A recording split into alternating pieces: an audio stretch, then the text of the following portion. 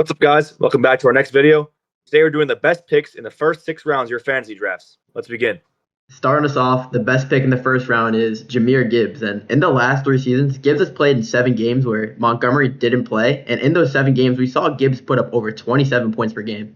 And now in this offseason, Montgomery was traded to the Texans, who average 11 touchdowns per season with the Lions.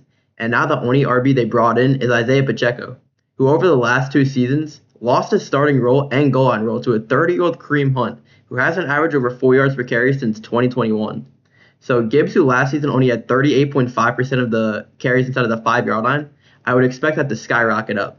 And even with the limited goal line attempts these last 2 seasons, he scored 20 and 18 touchdowns in back-to-back seasons.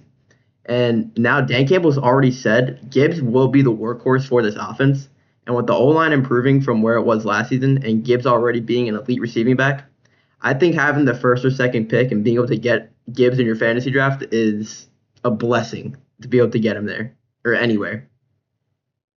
Even he's going past the first pick too. I've seen him fall in mock drafts all the way down to 3, which is pretty unreal. We did a best ball draft a couple nights ago, and it was Chase, Bijan, and then Gibbs. If Gibbs even falls to 3, that's insane.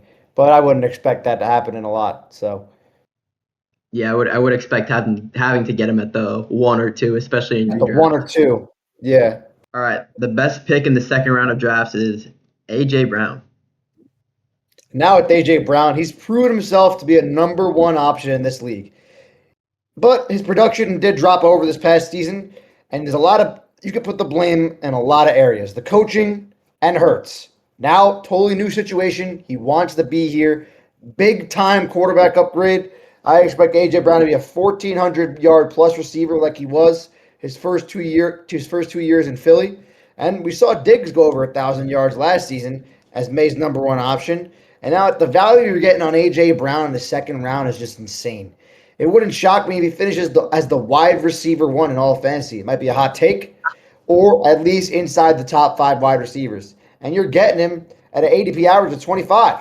That is insane. The value right now, like I said, don't expect this value as the summer keeps progressing. It might go up. It might go up a lot higher. But right now, for A.J. Brown, this is a complete steal, proven talent, and he's an elite receiver in this game still. Yeah, we've seen his upside with Philly. I mean, he was the receiver 5 and 6 back in 2023 and 2022, and now he gets a big upgrade quarterback-wise. I think going from Hurts to Drake May is really a big upgrade from where he was, especially with the way Hurts has played these last 2 seasons. And we know this is Vrabel's guy. Vrabel wanted AJ here, so I'm expecting for AJ Brown to be the alpha for this team. And it was a good point you brought up with Diggs. I mean, Diggs was 30-something years old, coming off an ACL tear, and still went up for over 1,000 yards. So I think this is a great spot for AJ Brown, and I do think he has a receiver 1 upside. I mean, Drake May is a 4,000 yard passing quarterback. Jalen Hurts is lucky he gets it to 3,300. Mm-hmm. The upside with Brown right now in this offense now is insane. I mean, you look at the 2 years when A.J. Brown went over 1,400. Jalen Hurts had his 2 best passing seasons of his career. He was at 3,700 yards and 3,800 yards. At this point in his career, Jalen Hurts was 2,900 yards and 3,200 yards. He was completely horrible. So now you're getting yourselves back to a 4,000, even better passer, 4,000-yard passer. 1,400 yards is going to be what I expect at A.J. Brown this season. And he puts himself back in the top 5 wide receiver conversations. Okay, moving on. The best pick in the third round this year is Brock Bowers. So Brock Bowers, he's in that borderline end of second into the third round. In many drafts, I've seen him in the third round. People taking Trey McBride over him.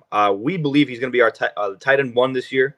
He'll return to his rookie season he had in 2024. We see here in his 10 games in his shortened season, he had 5.3 receptions per game and 56.7 yards per game. That's an elite floor for any tight end in the NFL right now. He is an elite target share. He's able to maintain a 23% target share throughout his entire career. And through 2 NFL seasons, he's averaging 8.2 targets per game, which is better than many elite wide receivers, and it also was better than Travis Kelce during his career. So Bowers is easy tight end 1 upside, and when I take Bowers, I substitute him as my wide receiver 1, and he could definitely put up that wide receiver 1 numbers for you. Like we saw McBride last year. If you put his points in the wide receiver position, he was a top 5 guy. So I believe that will come out of Brock Bowers this season. And to be able to get him in the 3rd round is a steal. Yeah, I think Bowers. I mean, yeah, I know people hate going tight end early just because they think they're weaker at other positions, but yeah, I mean Brock Bowers. If you draft a receiver in the 1st or 2nd round and you draft Bowers in the 3rd, I mean he's basically a receiver 2. He's gonna put up low end receiver 1 numbers for you, I believe, this year. I mean I wouldn't be surprised no matter who the QB is to start the year, to finish the year. I think he can put up over 1,400 receiving yards and. We know he broke the. I'm pretty sure his rookie year he broke the receptions record. So I mean he could have almost over 100 receptions and 1,400 yards. I mean that'd be a great season, especially if the offense gets better and the touchdowns come too. So I do expect. I mean he could have a season like Trey McBride did last year, and that'd be awesome value that you can get in the 3rd round. There's also no other receivers. This Brock Bowers. Look at their depth chart. They got nobody. There's no competition throwing the ball to Brock Bowers here. It's all Brock Bowers. It's going to run through Brock Bowers, maybe a little bit of Jalen Naylor and Trey Tucker, maybe Jack Betch.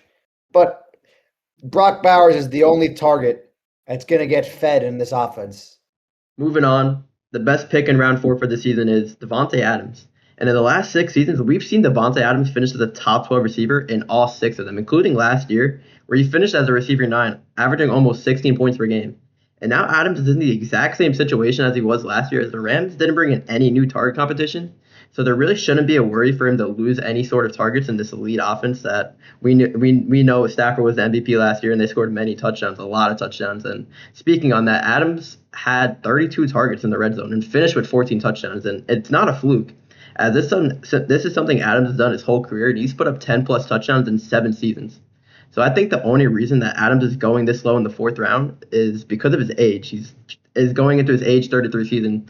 But even with that, I think last year he still looked like he was a borderline top 10 receiver. So I think being able to get him in the 4th round is a smash pick, just because you're getting him at such a value compared to where he was last year. He was like an early 3rd round pick last year, and he definitely returned. He finished as a receiver 9 for you. So I think it's an awesome value and definitely a smash pick there in round 4. Yeah, he finishes the wide receiver 9, only playing in 14 games. And like you said, I don't see why anything is going to change. He's still going to be Stafford's guy around the goal line. It's clearly what McVay wants to do. They want to get the ball in his hands as close to the goal line as possible. We saw he dropped a little bit in efficiency from last year, but this is also one of the first seasons he was in the number 2 role. So he was in the number 2 role, and he's the red zone guy. It's a solid wide receiver 2 you want on your team, and especially in the 4th round, where the receivers you're getting him around, wide receiver 20, wide receiver 22-ish. It's a steal right there. I just think his floor is definitely way higher than all the other guys. And as we've seen, he's been a top 12 receiver the last 6 seasons. So, I mean, his ceiling is definitely up there, too. So, I just think it's definitely one of the safer picks, and he could definitely explode and have another top 12 finish and, be a low-end receiver 1 for you in your receiver 2 spot there. He's a safe pick who's got some nice floor, and he's got some nice upside. I mean, you can't go wrong there. As long as he stays healthy, that's it. Yeah, we did see him pick up the hamstring injury at the end of the year, but I mean, he really hasn't been that much of an injury-prone player over his career, I'd say, or at least over these recent years. I know his last season with the Raiders was a little bit, but I think that was because he wanted to be traded to the Jets. Yeah. Yeah. All right, moving on. The best pick in the 5th round for the season is Mike Evans. And now here at Mike Evans, going in the 5th round is genuinely insane to me. I know he had a down year last year, but it was all impacted by injuries. He missed 3 games with the hamstring injury, and then right after that, he missed 6 games with the broken collarbone. Wouldn't call him washed at all or declining, as he signed a 3-year contract. Both sides clearly agree there's a lot of football left to be played. And he missed 10 games and was limited in his return. In the new situation in San Francisco, he slots right in as the wide receiver 1. If Evans stays healthy throughout the season, there's not a doubt in my mind that he goes over 1,000 yards and has the upside to score 10-plus touchdowns. Getting drafted as a wide receiver 31 on ESPN, 28 on Sleeper is absolutely nuts. It makes no sense for a guy who, when he's been healthy in his career, and who's usually been healthy about every season, he's popped up with a hamstring a couple times, but he usually winds up playing a good 15, 16 games. He's never finished below wide receiver 22, which was his 2nd season in the NFL. In the 5th round, the value here is unreal, and I expect his ADP to climb as the summer goes on.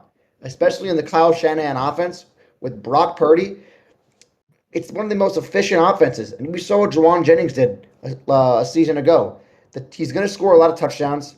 Hopefully he stays healthy, but there's no one I'd rather in the 5th round rather than him. It's a complete steal. Yeah. And Brandon Ayuk back in 2023, he was also the 49ers X receiver that season. That's presumably what Mike Evans will be for this offense.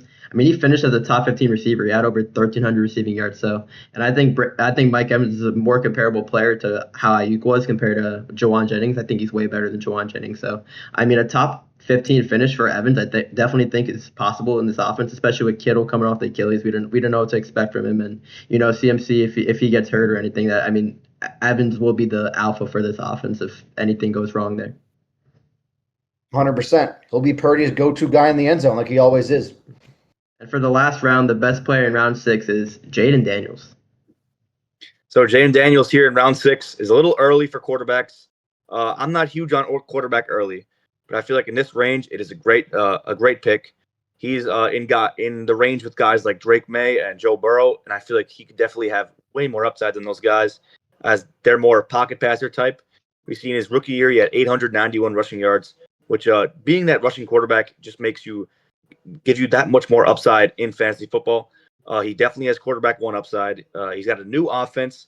And if he stays efficient like he did in 2024, he will return sick value for you in 2026.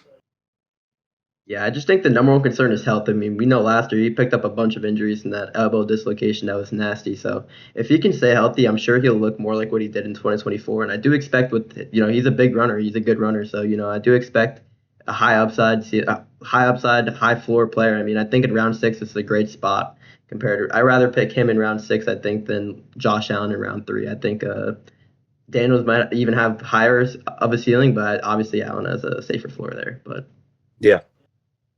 And I think he's going to play with a chip on his shoulder. He's got to prove himself in a way again like he did in 2024.